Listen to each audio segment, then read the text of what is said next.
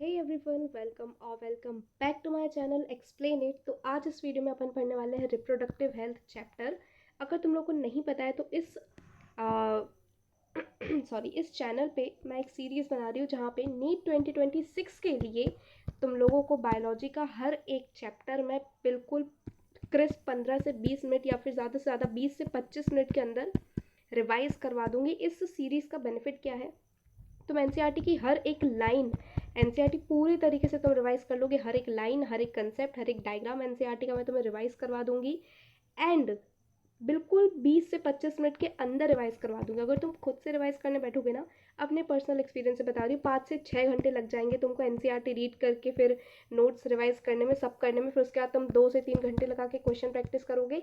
इसीलिए मेरे लेक्चर देखो 15-20 मिनट या 25 मिनट मैक्सिमम टू मैक्सिमम तुम्हारा चैप्टर रिवाइज हो जाएगा। उसके बाद मेरे ही चैनल पे तुम लोग को PYQs प्लस DPP की 100 इंपॉर्टेंट क्वेश्चन की सीरीज़ मिल जाएगी, जहाँ पे हर चैप्टर के मैंने 100 इंपॉर्टेंट क्वेश्चंस प्रैक्टिस करा रखे हैं। तो लेक्चर अटेंड करो, वो 1 घंटे का लेक्चर होगा 100 क्वेश्चन वाला, वो अटेंड करो। 2 घंटे के अंदर, ज़्यादा से ज़्यादा तुम्हारा 2 घंटे रहेगा, 2 घंटे के अंदर तुम हर एक चैप्टर को रिवाइज कर लोगे। एंड अभी क्योंकि तुम्हारे पास सिर्फ मार्च और अप्रैल तक का टाइम है, तो इससे बेस्ट तुम्हारे लिए और कुछ कोई रिवीजन स्ट्रैटेजी नहीं हो सकती, क्योंकि तुम्हें बहुत कुछ करना है। अभी तुम्हें फिजिक्स, केमिस्ट्री, फिर तुम्हें मॉक टेस्ट वगैरह सब पे फोकस करना है। सो दिस वॉज द बेस्ट जो अभी तुम कर सकते हो। तो स्टार्ट करते हैं अपना चैप्टर रिप्रोडक्टिव हेल्थ। ऑलरेडी मैं ह्यूमन रिप्रोडक्शन पढ़ा चुकी हूँ, तभी रिप्रोडक्टिव हेल्थ करके ये यूनिट खत्म करते हैं। सबसे पहले बात करते हैं कि रिप्रोडक्टिव हेल्थ होती क्या है, कैसे डिफाइन करेंगे। तो कौन डिफाइन करने आता है? वर्ल्ड हेल्थ ऑर्गेनाइजेशन, WHO आता है अपनी डेफिनेशन के साथ और बोलता है कि रिप्रोडक्टिव हेल्थ क्या होता है? Total wellbeing of a person in all aspect of reproduction. यानी कि सिर्फ आपके रिप्रोडक्टिव ऑर्गन्स की बात नहीं हो रही है, यहाँ पे सारे एस्पेक्ट की बात हो रही है। कौन से हैं वो सारे एस्पेक्ट?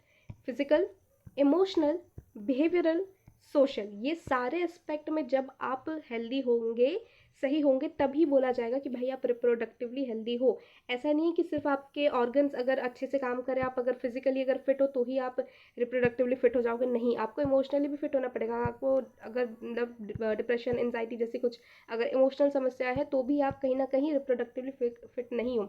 अगर बिहेवियरल कुछ समस्या, मतलब आपको बिहेवियर आपका अच्छा नहीं है, अगर आप लोगों से अच्छे से ढंग से बात नहीं करते, अगर आप कुछ भी किसी प्रकार का अगर आपका बिहेवियर अगर सही नहीं है, तो भी आप रिप्रोडक्टिवली हेल्दी नहीं माने जाओगे। सोशल इमेज भी आपकी बहुत ज़्यादा मैटर करती है। ऐसा नहीं कि भाई आए दिन पुलिस आ रही है घर पे, ठीक है, तो ये अगर आपकी इमेज है तो रिप्रोडक्टिवली हेल्दी आप नहीं कहलाओगे। बट अगर आप फिजिकली फिट हो, आप इमोशनली फिट हो, आप बिहेवियरली फिट हो और सोशली आप फिट हो, तो फिर कहा जाएगा कि हाँ भाई आप रिप्रोडक्टिवली फिट हो।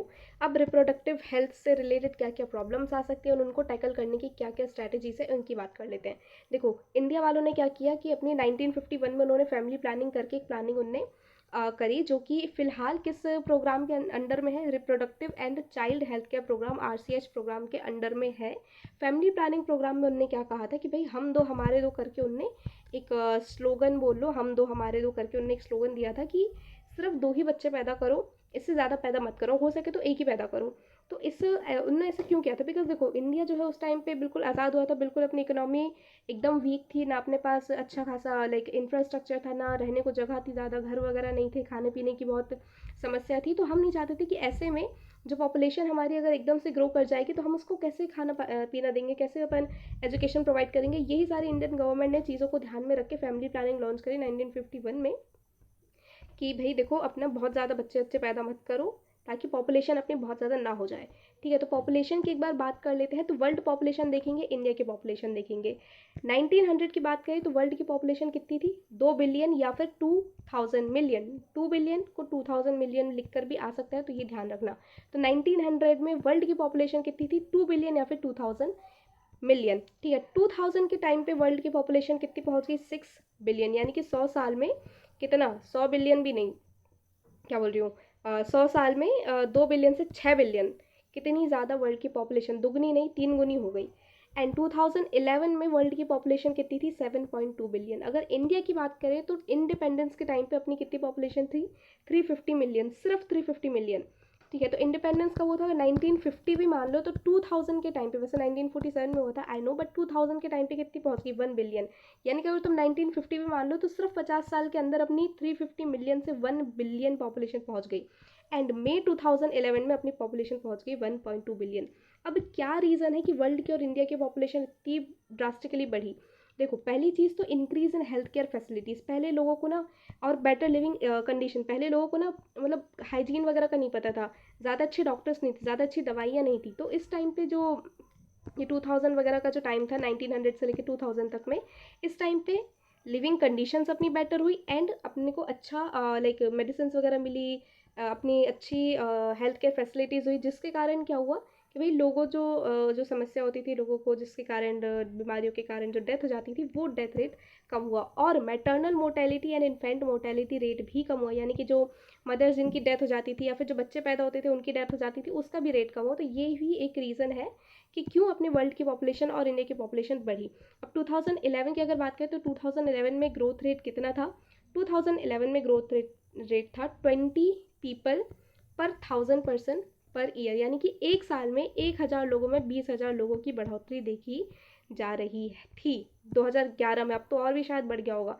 तो ये क्या है, काफ़ी अलार्मिंग ग्रोथ रेट है, यानी कि नॉर्मल ग्रोथ रेट नहीं है, बहुत ज़्यादा हाई ग्रोथ रेट है। इस ग्रोथ रेट पे अगर भाई पॉपुलेशन बढ़ती रही तो फूड, शेल्टर, क्लोथ यानी कि खाने, रहने और कपड़े तक की स्केर्सिटी यानी कि कमी आ जाएगी, ये कहती है एनसीईआरटी। तो इसी चीज़ को लेकर भाई अपनी जो फैमिली प्लानिंग वगैरह के जो प्रोग्राम्स थे, आरसीएच के जो प्रोग्राम्स है, इसी चीज़ को लेकर अवेयरनेस बढ़ाते हैं। अब अवेयरनेस आती कहाँ से है? पेरेंट्स से आ सकती है, फ्रेंड्स से आ सकती है, टीचर से आ सकती है, रिलेटिव से आ सकती है, एंड ऑडियो विजुअल से, जैसे प्रिंट मीडिया हो गया, अखबार हो गया, टीवी वगैरह हो गया, इन सब से आपको अवेयरनेस आ सकती है। लेकिन किस चीज़ की अवेयरनेस देंगे? इसके अलावा एनजीओ एंड स्कूल में भी आपको सेक्स एजुकेशन वगैरह की अवेयरनेस दे सकते हैं। बट अवेयरनेस लेकिन अवेयरनेस में दोगे क्या? किस चीज़ की अवेयरनेस दोगे? किस चीज़ की आपको प्रॉपर इन्फॉर्मेशन मिलनी चाहिए? अगर पेरेंट्स आपको कोई चीज़ की अवेयरनेस दे रहे हैं तो किन किन चीज़ों की अवेयरनेस देनी चाहिए? तो पहली चीज़ जिसकी अवेयरनेस मिलनी चाहिए वो है मिथ्स वगैरह की। कि आपको बहुत सारे मिथ्स होते हैं, मैं बोलूँगी नहीं क्योंकि लोगों को बुरा लग जाता है, लेकिन आपको सबको पता है कि भाई कितने सारे मिथ्स होते हैं, जिन मिथ को अवॉइड करते आना चाहिए, जिन मिथ को आपको भाई इन्फॉर्मेशन होनी चाहिए कि ये सिर्फ एक मिथ है, इस चीज़ को फॉलो मत करो। ठीक है, दूसरी आपके रिप्रोडक्टिव ऑर्गन्स को लेके आपको इन्फॉर्मेशन होनी चाहिए। जैसे पिछले चैप्टर में मैंने आपको बहुत अच्छे से male reproductive system, external genitalia, testis, female reproductive system, vagina, external genitalia, then क्या बोलते हैं उसको, ओवरीज वगैरह, इन सब के बारे में मैंने कितने अच्छे से आपको इन्फॉर्मेशन दी थी। तो वो सारी चीज़ें आपको इसकी प्रॉपर इन्फॉर्मेशन देनी चाहिए। ऐसा नहीं कि सिर्फ बायोलॉजी वाले ही पढ़ेंगे, जो नॉन बायोलॉजी वाले हैं उनको भी पढ़ना ज़रूरी है। एडोलेसेंस में जो चेंजेस आते हैं उसके बारे में पढ़ना ज़रूरी है। जैसे प्यूबिक हेयर हो गए जो ग्रो होते हैं, तो भाई लोगों को नहीं पता होता कि क्यों हो रहा है, कैसा हो रहा है, तो वो सारी चीज़ें उनको पता होनी चाहिए। इसके अलावा हाइजीनिक प्रैक्टिसेस, जैसे आपने सुना होगा ना कि इधर उधर किसी के भी कपड़े नहीं पहनने चाहिए, किसी का भी जूठा नहीं खाना चाहिए। क्यों नहीं खाना चाहिए? These are all hygienic practices जो आपको करनी चाहिए। इसके अलावा बर्थ कंट्रोल को लेकर भी अवेयरनेस होनी चाहिए, ताकि अपनी पॉपुलेशन कंट्रोल में रहे। किस तरीके के बर्थ कंट्रोल्स आते हैं, उनको कैसे इंप्लीमेंट किया जाता है, क्या इंफ्रास्ट्रक्चर चाहिए, हॉस्पिटल चाहिए, लैब्स चाहिए, क्या आपको प्रोफेशनल डॉक्टर्स चाहिए, मैटरनल सपोर्ट चाहिए, ये सारी चीज़ों के बारे में भी इन्फॉर्मेशन होनी चाहिए। इसके अलावा child care, post natal care and breast feeding के बारे में भी इन्फॉर्मेशन होनी चाहिए लोगों को, कि भाई सिर्फ बच्चा पैदा नहीं करना होता, बच्चे की केयर भी करनी होती है। और सिर्फ बच्चे की केयर नहीं करनी होती है, मदर की भी केयर करनी होती है, बिकॉज मदर भी बहुत ज़्यादा वल्नरेबल होती है किसी भी डिजीज़ को लेकर। चाइल्ड बर्थ के बाद तो सिर्फ बच्चे को पैदा नहीं करना, बच्चे की केयर भी करनी है। एंड आई नो कि आपको किसी भी ज़रिए से अगर अवेयरनेस आपको मिलती भी है, पेरेंट्स, फ्रेंड्स, टीचर्स, कहीं से भी, तो आपको इन सभी चीज़ों की अवेयरनेस नहीं मिली होगी। दो चार चीज़ों की मिली होगी, दो चार चीज़ों की नहीं मिली होगी। तो आई होप इस वीडियो से आपको इन सब चीज़ की अवेयरनेस मिली होगी कि आपको इन सब पे फोकस करना है। अब बात करते हैं कॉन्ट्रासेप्शन की। कॉन्ट्रासेप्शन क्या होते हैं? मेथड्स होते हैं जो कि प्रेगनेंसी को प्रिवेंट करते हैं। कितने मेथड है? 3-4 मेथड है यहाँ पे, 5 मेथड है। Natural, barrier, intrauterine devices, oral contraceptive pills, implants and sterilisation. Natural method की बात करें तो 3 टाइप के नेचुरल मेथड हो सकते हैं: पीरियोडिक एब्सटिनेंस, विड्रॉल या फिर coitus interruptus, and lactational amenorrhoea. Periodic abstinence की बात करें तो मेंस्ट्रुअल साइकिल का जो आपका ओवुलेशन फेज होता है, इस फेज में कॉइटस अवॉइड करते हैं। तो जनरली 10th से लेके 17th डे तक, अगर 28 डे की साइकिल है तो 10th से लेके 17 डे तक आप अवॉइड कर सकते हो। तो हो सकता है कि भाई प्रेगनेंसी ना हो, बिकॉज इस टाइम पे ओव्यूलेशन होता है, तो ओव्यूलेशन के टाइम पर अगर स्पर्म आप नहीं पहुंचाओगे तो प्रेगनेंसी नहीं होगी। देन आता है विड्रॉल या फिर कॉइटस इंटरप्ट्स। अब तुम लोग इतने समझदार तो हो कि इस डायग्राम का मतलब समझ रहोगे। एक साइड वजाइना, एक साइड पीनस है, बीच में क्रॉस लगा, यानी कि वजाइना के अंदर पीनस जो है वो इंसेमिनेट नहीं कर रहा है। तो यहाँ पे क्या होता है, पीनस को विड्रॉ कर लिया जाता है राइट बिफोर इजैकुलेशन, ताकि वजाइना में कोई स्पर्म, कोई सीमेन जाए ही ना और फर्टिलाइजेशन हो ही ना।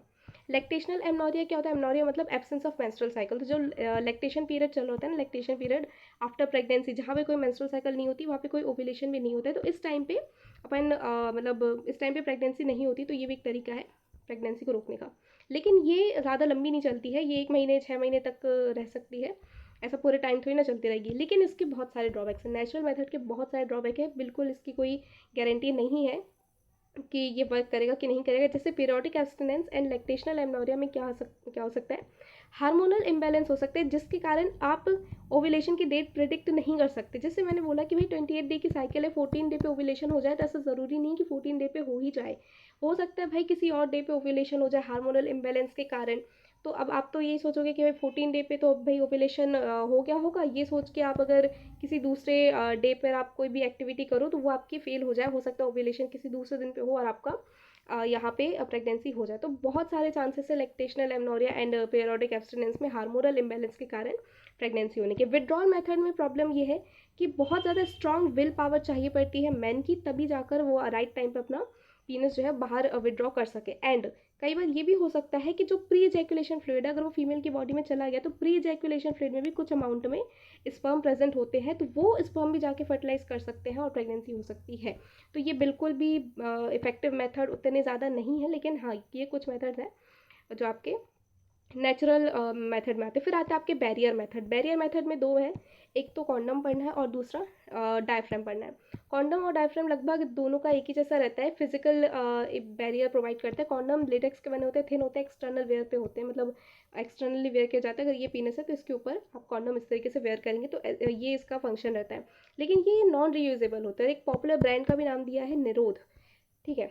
अब बात करते हैं डायफ्राम, सर्वाइकल कैप्स, वॉल्स या फिर फेमिडोम्स की। ये फीमेल के द्वारा यूज़ किया जाता है, इसलिए इसको फेमिडोम बोला जाता है। ये रीयूजेबल होते हैं, इनको भी वेजाइना के अंदर इंसर्ट किया जाता है। मतलब ये अगर इस तरीके से वेजाइनल कैनाल है तो इस तरीके से अंदर यहाँ पे ये मतलब डायफ्राम सर्वाइकल कैप जो भी है इस तरीके से इंसर्ट किया जाएगा। अब इसके साथ फ़ायदा ये रहता है कि ये प्राइवेसी प्रोवाइड करता है यूज़र को, यानी कि यूज़र खुद से डायफ्राम या कॉन्डम यूज़ कर सकते हैं। बट एक और इसका फ़ायदा रहता है कि ये एसटीडी से भी प्रोटेक्ट करता है। एक बार मैं डायग्राम में भी आपको दिखा देती हूँ। यहाँ पे देखो, ये कॉन्डम का डायग्राम देखो, इस तरीके से कॉन्डम रहता है, तो इस तरीके से इसको यूज़ किया जा सकता है। एंड ये फेमिडोम है, इस तरीके से इसको भी देख लो, आ सकता है एनसीईआरटी का बोलिए क्वेश्चन में पूछा जा सकता है लेबलिंग करने के लिए कि कौन सा क्या चीज़ है। इंट्रा यूटेराइन डिवाइसेस की बात करें तो ये सबसे ज़्यादा एक्सेप्टेड मेथड है इंडिया में फीमेल्स के द्वारा कि भाई आईयूडीज यूज़ करो, कॉपर टी वगैरह यूज़ करो प्रेगनेंसी को डिले करने के लिए। लेकिन इसके साथ प्रॉब्लम ये ना कि यूज़र इंसर्ट नहीं कर सकते, इसको इंसर्ट करने के लिए डॉक्टर्स चाहिए। फंक्शन किस तरीके से करता है, यूट्रस को इंसर्टेबल बना देता है इम्प्लांटेशन के लिए, एंड स्पर्म के लिए होस्टाइल बना देता है, यानी कि स्पर्म को किल कर देता है, मोटिलिटी स्पर्म की हटा देता है, इमोटाइल कर देता है स्पर्म को, इम्प्लांटेशन नहीं होने देता है। तो इम्प्लांटेशन ही नहीं होगा तो जाइगोट डेवलप ही नहीं करेगा, प्रेगनेंसी नहीं होगी। एग्जाम्पल देख लो, कॉपर टी है, कॉपर 7 है और मल्टीलोड 375। इसके अलावा कुछ हार्मोन रिलीजिंग आईयूडीज भी होती है जैसे कि प्रोजेस्टेरोन, LNG-20, नॉन मेडिकेटेड भी होती है जैसे कि लिपेस्लूप। इसका भी डायग्राम देख लो। कॉपर टी को कॉपर बेसिकली इसलिए बोला जाता है कॉपर टी, क्योंकि कॉपर क्या करता है ना, स्पर्म को इमोटाइल बना देता है। तो एक टी शेप की होती है और यहाँ पे कुछ थ्रेड जैसे आपको दिख रही है, कॉपर के थ्रेड है, कॉपर का पूरा ये बना रहता है। इसका फ़ायदा ये रहता है कि कॉपर जो है वो स्पर्म की मोटिलिटी सप्रेस कर देता है, तो भाई स्पर्म मोटाइल ही नहीं रहेगा, कुछ फंक्शन ही नहीं कर पाएगा, तो फर्टिलाइजेशन कैसे होगा। अब आते हैं ओरल कॉन्ट्रासेप्टिव्स। ओरल कॉन्ट्रासेप्टिव्स में क्या होता है, कुछ पिल्स होती हैं जिसमें प्रोजेस्ट्रॉन या फिर प्रोजेस्ट्रॉन ईस्ट्रोजन मिला के बॉडी में दिया जाता है, फीमेल को दिया जाता है पिल्स के ज़रिए। ये क्या करते हैं, देखो तुम लोग बोलोगे कि भाई प्रोजेस्ट्रॉन तो अपना प्रेगनेंसी करवाता है, फिर ये प्रेगनेंसी रुकेगा कैसे। तो कुछ अमाउंट में प्रोजेस्ट्रॉन जो है प्रेगनेंसी कराएगा, अगर उसका अमाउंट ज़्यादा हो जाएगा, जितना चाहिए उससे ज़्यादा हो जाएगा, तो वो प्रेगनेंसी का उल्टा काम करने लग जाए, प्रेगनेंसी करवाने की बजाय प्रेगनेंसी रोक देगा। बट इसमें ये रहता है ना कि डेली इसको 21 डेज़ के लिए कंज्यूम किया मतलब करना पड़ता है, इसलिए इसको डेली पिल्स भी बोला जाता है। इसको कंज्यूम कैसे करते हैं, तो यहाँ पे मैंने एक एग्जांपल कहा गया, यहाँ पे मैंने एक एग्जांपल लिया कि इसमें मान के चलो कि अगर फर्स्ट मार्च को किसी फीमेल के मेंसेस आए तो 1 से 7 मार्च तक तो मेंसेस चलेंगे, इस टाइम पे कोई आपको दवाई नहीं लेनी है। उसके बाद जैसे ही मेंस्ट्रुएशन आपका खत्म होगा तो उसके 5 दिन के अंदर अंदर आपको दवाई लेना चालू करनी है। यानी कि अगर 7 तारीख को मेंसेस खत्म है तो 7 से 11 के बीच में आप दवाई लेना चालू करो, फिर आपको कंटिन्यूसली 21 दिन तक दवाई, या फिर जब तक आपके नेक्स्ट मेंसेस नहीं आ रहे तब तक आपको दवाई लेनी है। और जैसे ही नेक्स्ट मेंसेस आए रुक जाओ, उसके बाद आप दोबारा कंटिन्यू करो। तो ये भाई ऐसे ही प्रोसेस चलता रहेगा डेली, ठीक है भाई। मैंने बोला ना कि it has to be repeated, ये चलता रहेगा। फंक्शन क्या करते हैं, ओव्यूलेशन को रोक देंगे या फिर इम्प्लांटेशन को रोक देंगे या फिर सर्वाइकल म्यूकस की क्वालिटी को कुछ चेंजेस करेंगे। जैसे मान लो ये वजाइना है, ये मान लो सर्विक्स है, ये मान लो यूट्रस है, तो यहाँ पे आपका अगर ओवम बैठा है तो सर्विक्स के अराउंड जो म्यूकस की जो यहाँ पे लेयर होती है, इस लेयर को इतना ज़्यादा थिक कर देंगे कि वह स्पर्म क्रॉस ही ना कर पाए। तो ये कुछ फंक्शन हो सकता है, इफेक्टिव तो है लेकिन इसके साइड इफ़ेक्ट्स भी होते हैं। अब एक और आपकी ओरल कॉन्ट्रासेप्टिव पिल होती है जिसका नाम है सहेली, जिसको वंस अ वीक पिल बोला जाता है। किसने डेवलप करी थी? CDRI लखनऊ वालों ने डेवलप करी थी। CDRI का full form central drug research institute. इन्होंने क्या किया ना भाई, इनने बना तो दी, लेकिन इनने क्या किया कि इसके जो साइड इफ़ेक्ट्स है ये बाकी पिल से कम है और कॉन्ट्रासेप्टिव वैल्यू इसकी ज़्यादा है। इन्होंने क्या किया कि इन्होंने प्रोजेस्ट्रॉन को डायरेक्ट यूज़ करने की बजाय इनने एक ऐसा सब्सटेंस बनाया जिसका नाम है सेंटक्रोमेन, जो कि प्रोजेस्ट्रॉन जैसा एक्ट करता है। तो हार्मोन नहीं है, लेकिन हाँ ये भी एक केमिकल है जो कि मतलब कंपैरेटिवली सेफर है, बट अगेन वही भाई साइड इफेक्ट इसके भी हो सकते हैं। अब इमरजेंसी कॉन्ट्रासेप्शन किसे कहते हैं? तो देखो, जब आप प्रोजेस्ट्रॉन या फिर प्रोजेस्ट्रॉन प्लस ईस्ट्रोजन जैसे हार्मोन्स को आईयूडी के साथ अगर यूज़ करो with in 72 hours of coitus, तो वो बेस्ट इफेक्ट करता है, इफेक्टिव रहता है, बेस्ट एक्ट करता है इमरजेंसी कॉन्ट्रासेप्टिव जैसे। तो ये किस केस में यूज़ किया जा सकता है? जब आपको प्रेगनेंसी अवॉइड करनी हो, जैसे रेप या फिर अनप्रोटेक्टेड क्वाइटस के केस में। इम्प्लांट्स की अगर बात करें तो बिल्कुल वैसा मोड ऑफ एक्शन कैसा होता है? पिल जैसा होता है। मोड ऑफ एक्शन पिल जैसा ही होता है। इसमें भी वही प्रोजेस्ट्रॉन या फिर प्रोजेस्ट्रॉन ईस्ट्रोजन का कॉम्बिनेशन बॉडी के अंदर इंजेक्ट कर दो या फिर स्किन के अंदर इम्प्लांट कर दो, स्किन के अंदर सबक्यूटेनियसली इम्प्लांट कर दो। इफेक्ट लेकिन इसका पिल जैसा ही मतलब काम रहता है, बट इफेक्ट पिल से थोड़ा लंबा रहता है। तो यहाँ पे एक बार डायग्राम भी देख लो। ये इस तरीके से जो स्टिक दिख रही है ना, दीज आर इम्प्लांट्स जो कि बॉडी के स्किन के अंदर इंजेक्ट किए जा सकते हैं। अब बात करते हैं अबाउट स्टेरिलाइजेशन। स्टेरिलाइजेशन क्या है? ये सर्जिकल मेथड्स है एंड परमानेंट मेथड है। दो टाइप के स्टेरिलाइजेशन हो सकते हैं, वासेक्टोमी, ट्यूबेक्टोमी। वासेक्टोमी मेल में होगी जिसमें वास्ट डिफरेंस को कट करके टाई कर दिया जाएगा। इसके कारण क्या होगा? स्पर्म की एंट्री नहीं होगी, तो जो सीमन रिलीज होगा उसमें स्पर्म नहीं होगा, तो भाई फीमेल की बॉडी में अगर चले भी जाए तो भी फर्टिलाइजेशन नहीं होगा। ट्यूबेक्टोमी फीमेल में होती है, इसमें फेलोपियन ट्यूब को कट कर दिया जाता है ताकि ओवम की एंट्री ब्लॉक हो जाए। तो अगर स्पर्म आ भी रहा है तो ओवम नहीं आ रहा है, तो भाई आपका मतलब फर्टिलाइजेशन नहीं होगा, प्रेगनेंसी नहीं होगी। बट ये जो मेथड है ना, ये परमानेंट मेथड है एंड ऑलमोस्ट इरिवर्सिबल, लेकिन इफेक्टिव बहुत है। These are highly effective method. इसके भी यहाँ पे डायग्राम में एक बार देख लो। ये रहा ट्यूबेक्टोमी का डायग्राम, ये फेलोपियन ट्यूब दिख रहा है, यहाँ पे देखो काट दिया। ओवम अगर यहाँ से आएगा तो इधर नहीं आ पाएगा, स्पर्म अगर यहाँ से आएगा तो उधर नहीं जा पाएगा, तो ओवम और स्पर्म कभी फ्यूज नहीं करेंगे, ओवम वहीं पे डिजनरेट हो जाएगा। ट्यूबेक्टोमी देख लो, ये वास्ट डिफरेंस बताई थी ना कि भाई ये आपका एब्डोमेन है, ऊपर वास्ट डिफरेंस चल रही है, तो वास्ट डिफरेंस को यहाँ पे काट दिया गया है। तो वास्ट डिफरेंस से मतलब क्या होगा? स्पर्म ही नहीं आएगा वास्ट डिफरेंस से। हाँ, so this was all about contraceptive method. अब कुछ इंपॉर्टेंट की पॉइंट्स देख लो, जैसे कि ये आपका कॉन्ट्रासेप्टिव मेथड के बारे में कि आपको कौन सा कॉन्ट्रासेप्टिव मेथड यूज़ करना चाहिए, ये आप खुद से डिसाइड नहीं करेंगे, ये मेडिकल प्रोफेशनल डिसाइड करेंगे। जैसे कि आप खुद से नहीं बोल सकते कि भाई मुझे आईयूडी यूज़ करनी है, या मुझे ये वाली दवाई खानी है, या मुझे ये वाला इम्प्लांट लगवाना है, या मुझे ये करवाना है या वो करवाना है। आपको मेडिकल प्रोफेशनल से या फिर डॉक्टर से कंसल्ट करना चाहिए कि आपको आईयूडी यूज़ करनी है, आपको पिल्स यूज़ करनी है, क्या यूज़ करनी है, पिल्स भी यूज़ करनी है तो कौन सी यूज़ करनी है, ये सारी चीज़ें। एंड एनसीईआरटी कहती है कि ये जो लाइक कॉन्ट्रासेप्टिव मेथड है ना, ये आपके रिप्रोडक्टिव हेल्थ को मेंटेन करने के लिए रेगुलर रिक्वायरमेंट नहीं है, यानी कि ज़रूरी नहीं है कि आपको पिल कंज्यूम करनी ही करनी है। बट ये जो प्रैक्टिसेस है, ये नेचुरल जो कंसेप्शन का जो लाइक प्रोसेस रहता है ना, नेचुरल जो चीज़ें उसके अगेंस्ट अपन करते हैं। मतलब नेचुरली अगर प्रेगनेंसी हो रही है तो अपन नेचुरल चीज़ों के अगेंस्ट जाके पिल्स वगैरह ले रहे हैं या कुछ कर रहे हैं, तो यही जनरल बात एनसीईआरटी बोलती है। तो बेसिकली इन कंसेप्शन ये कॉन्ट्रासेप्शन का काम क्या है? प्रेगनेंसी को प्रिवेंट करना, डिले करना या फिर गैप करना। जैसे मान लो एक बच्चा हुआ, अब आपको नहीं चाहिए कि भाई आपका दूसरा बच्चा हो, आप चाहते हो कि 5 साल तक आपका कोई बच्चा ना हो, तो एक बच्चा हुआ, आप कॉन्ट्रासेप्टिव मेथड्स यूज़ करो, 5 साल बाद आप 5 साल का अच्छा खासा गैप दे सकते हो अपनी प्रेगनेंसी को। किसी भी पर्सनल रीज़न से आप प्रेगनेंसी डिले या कुछ भी कर सकते हो। और एक सबसे खास बात इसकी कॉन्ट्रासेप्शन की कि चेक करता है अनकंट्रोल्ड ग्रोथ ऑफ पॉपुलेशन, यानी कि अगर आप कॉन्ट्रासेप्टिव मेथड यूज़ करोगे तो देयर आर हाई चांसेस कि जो पहले लोग 10-10, 12-12, 9-9, 10-10 बच्चे पैदा करते थे, अब वो इतने बच्चे ना पैदा करें, 1, 2, 3 बस इतने में ही रुक जाए। लेकिन इन सब के साइड इफेक्ट्स तो बहुत है भाई, तुम इतनी सारी दवाइयाँ खाओगे हार्मोनल वाली, तो साइड इफेक्ट तो होंगे ही ना। तो कौन कौन से साइड इफेक्ट है? Nausea, abdominal pain, breakthrough bleeding, irregular menses and breast cancer भी हो सकता है एक्सट्रीम केसेस में। और ये नहीं कि सिर्फ ये सब फीमेल में ही हो, भाई मेल में भी हो सकता है, मेल के लिए भी पिल्स वगैरह आती है, मेल में भी हो सकता है। तो ऐसा कुछ भी अगर होता है, डॉक्टर को कंसल्ट करो जल्द से जल्द। अब बात करते हैं मेडिकल टर्मिनेशन ऑफ प्रेगनेंसी की। मेडिकल टर्मिनेशन ऑफ प्रेगनेंसी क्या होती है? इंटेंशनल या फिर voluntary termination of pregnancy which is induced abortion. यानी कि आप जानबूझकर प्रेगनेंसी को ख़त्म करते हो। 45 से 50 मिलियन MTP हर साल all over the world perform करी जाती है, which is 1/5 of total conception, यानी कि जितनी भी टोटल प्रेगनेंसी हो रही है उसके 1/5 तो भाई MTP ही कर दी जाती है, हटा दी जाती है। MTP काफ़ी डिबेटेड टॉपिक है कि भाई इसको करना चाहिए कि नहीं करना चाहिए बहुत सी कंट्रीज़ में। क्यों? Emotional, ethical, religious, social issues के कारण कि करना चाहिए कि नहीं करना चाहिए, बहुत ज़्यादा डिबेटेड टॉपिक है। बट अगर बात करें इंडिया की, तो इंडिया में 1971 में गवर्नमेंट ऑफ इंडिया ने MTP को लीगलाइज कर दिया था। यानी कि आप बिना कोर्ट की परमिशन के, बिना गवर्नमेंट की परमिशन के MTP ऐसे ही परफॉर्म नहीं कर सकते। क्यों? क्योंकि उनने क्या किया था, उनने कुछ ऐसे स्ट्रिक्ट कंडीशंस उनने लगाई थी ताकि अपन MTP का मिसयूज़ ना करें। सबसे ज़्यादा MTP का मिसयूज़ क्यों हो रहा था? फीमेल फीटिसाइड में एमनियोसेंटेसिस करते थे लोग। एमनियोसेंटेसिस क्या है? एक प्रकार का टेस्ट है जहाँ पे जेनेटिक डिसऑर्डर वगैरह अपन पता कर सकते हैं। तो लोग क्या करते हैं ना, जबरन को ये जेनेटिक डिसऑर्डर वगैरह कुछ है नहीं, जबरन को एमनियोसेंटेसिस करवा रहे हैं। तो जैसे ही जेनेटिक सीक्वेंसिंग होती है एमनियोसेंटेसिस में, तो भाई जेनेटिक सीक्वेंसेस में क्रोमोसोम भी पता चल जाता है कि XX है या XY। जैसे उनको पता चल जाता है कि XY है, फीमेल फीटिसाइड कर देते थे। तो ये मिसयूज़ है ना, ये इस मिसयूज़ को ही रोकने के लिए MTP किया जाती है, MTP को लीगलाइज किया गया है। और क्या भाई, MTP का कुछ मतलब कुछ पर्टिकुलर रीज़न होना चाहिए कि क्यों MTP यूज़ की जाए। तो क्या रीज़न होना चाहिए? अनवांटेड प्रेगनेंसी से रेप या फिर अनप्रोटेक्टेड क्वार्टर्स के केस में जो प्रेगनेंसी हुई है उसको मतलब हटाने के लिए करी जाए।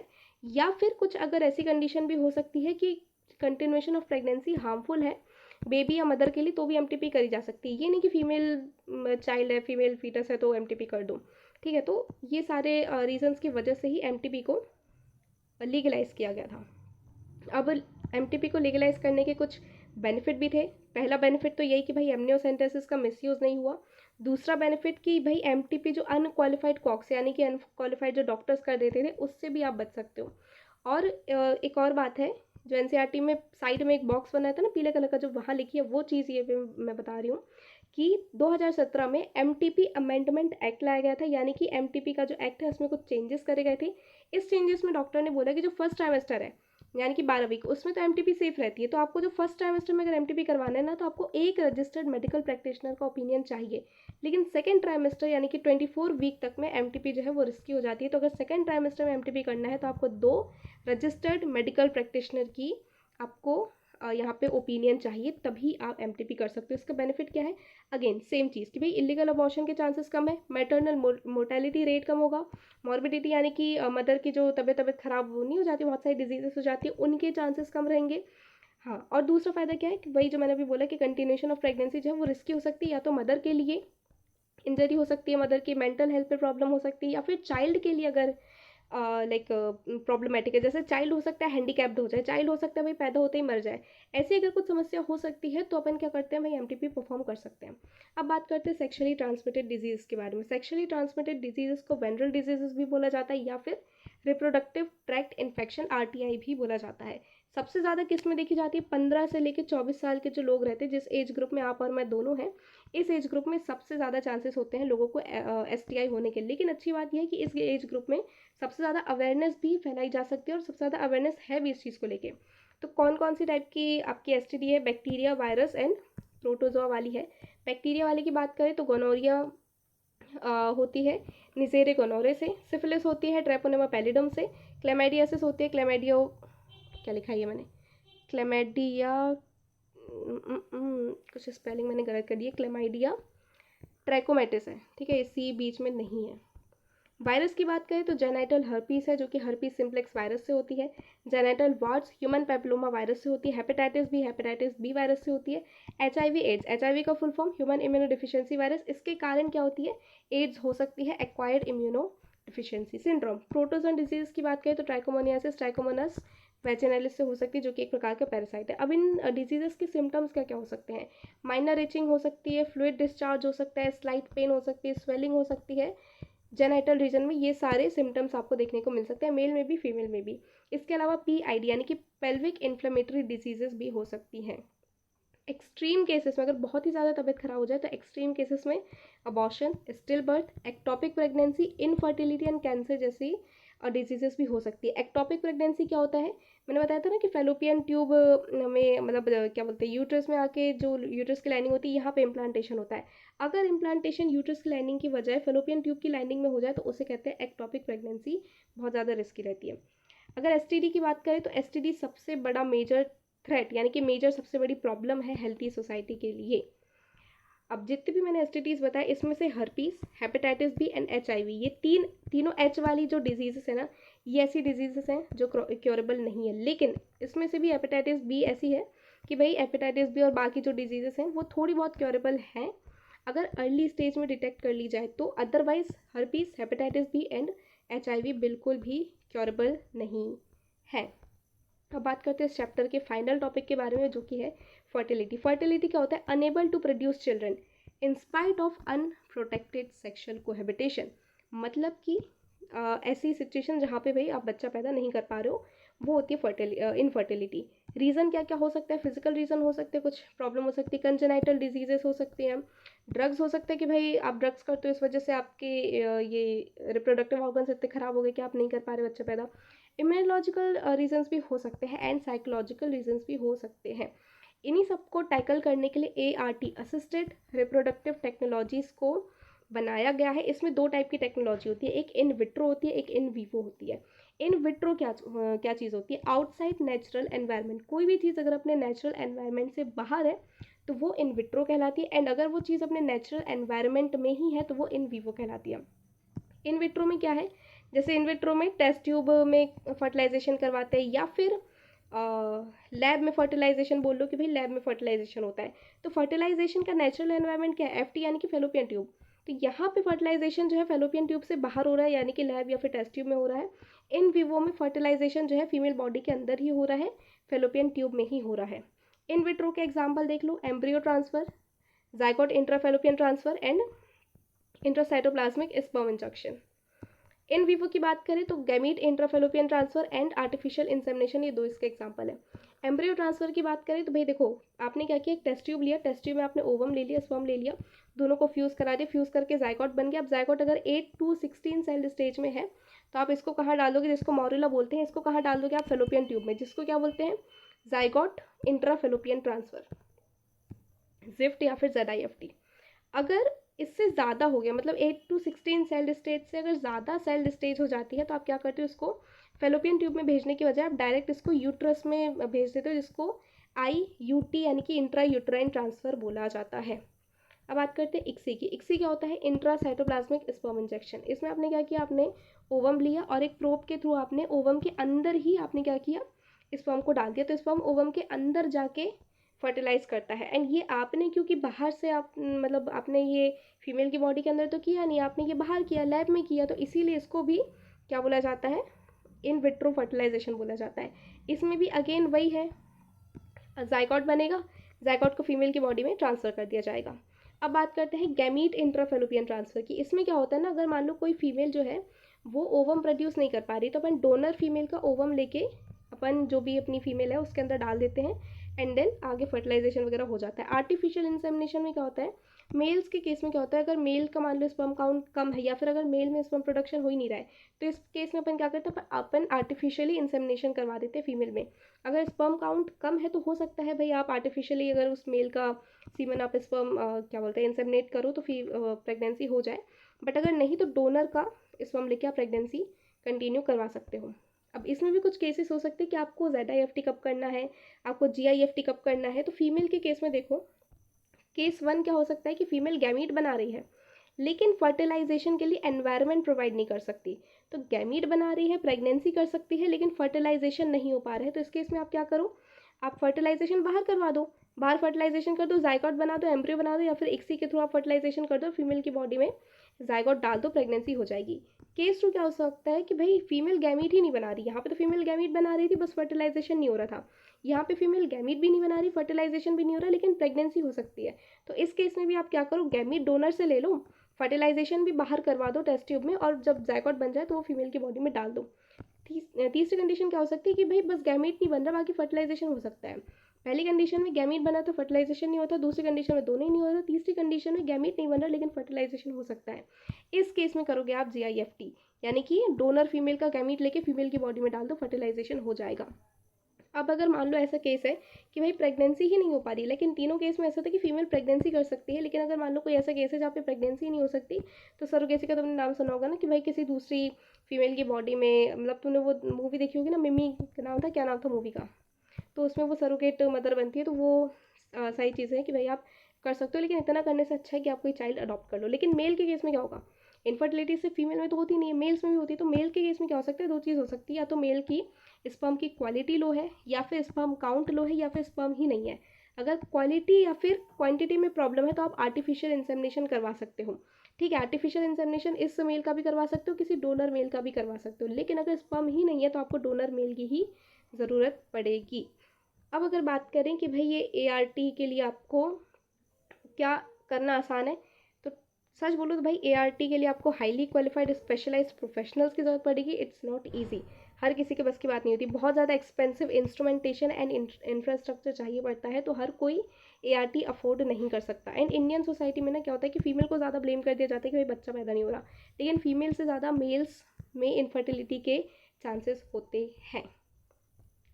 सो this was all about our chapter. I hope तुम लोग को समझ आया होगा, बट अगर कोई भी डाउट है तो लेट मी नो इन दी कमेंट्स। मैं कोशिश करूँगी आपके डाउट्स जितना हो सके उतना सॉल्व करूँ। So that's it for today.